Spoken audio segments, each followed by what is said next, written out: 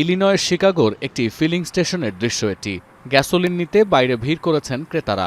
গেল সপ্তাহের তুলনায় প্রতি গ্যালন গ্যাসোলিনের দাম 12 সেন্ট বেড়ে $4.1 হওয়ায় ট্রাম্পের প্রতি তীব্র অসন্তোষ প্রকাশ করলেন ক্রেতারা। 28 ফেব্রুয়ারি ইরানে হামলা শুরুর পর যুক্তরাষ্ট্রে গ্যাসোলিনের দাম বেড়েছে 37% পর্যন্ত। এর মধ্যে ক্যালিফোর্নিয়ায় সর্বোচ্চ $5.92 বিক্রি হচ্ছে প্রতি গ্যালন গ্যাসোলিন, আর সর্বনিম্ন দাম ওকলাহোমায় গ্যালন প্রতি $3.29। বিশ্লেষকরা বলছেন, সোমবারের মধ্যে আবারও অপরিশোধিত তেলের দাম ছাড়াতে পারে $100। প্রণালীটি আংশিক বন্ধ থাকায় প্রতিদিন প্রায় 20 মিলিয়ন ব্যারেল তেল সরবরাহ ব্যাহত হচ্ছে বলেও জানান তারা।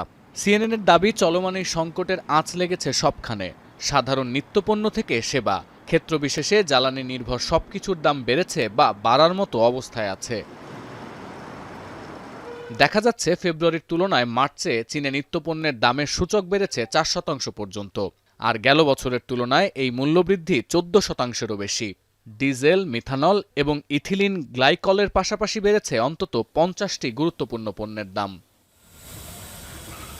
এমন প্রেক্ষাপটে হরমুজ প্রণালী দিয়ে সরবরাহ সংকটের জেরে দীর্ঘ 7 বছর পর আবারও ইরান থেকে তেল কিনেছে ভারত। দেশটির জ্বালানি মন্ত্রণালয় জানিয়েছে, ইরানি তেল আমদানিতে অর্থ পরিশোধজনিত কোনো ধরনের জটিলতা নেই। এছাড়াও তেহরান থেকে 44,000 মেট্রিক টন তরলীকৃত পেট্রোলিয়াম গ্যাস আমদানি করেছে নয়াদিল্লি।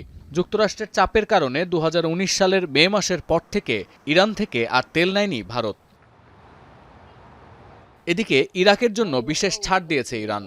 তেহরান আনুষ্ঠানিকভাবে ঘোষণা করেছে, হরমুজ প্রণালীতে আরোপিত সব ধরনের বিধিনিষেধ থেকে মুক্ত থাকবে বাগদাদ। সতীর্থ কর্মকার, এখন বিশ্ব। 72 ঘন্টা ময়েশ্চার লক সমৃদ্ধ লিলি বডি ওয়াশ, শিয়া বাটারের গুডনেস স্কিন রিপেয়ার করে রাখে সফট ও গ্লোয়িং।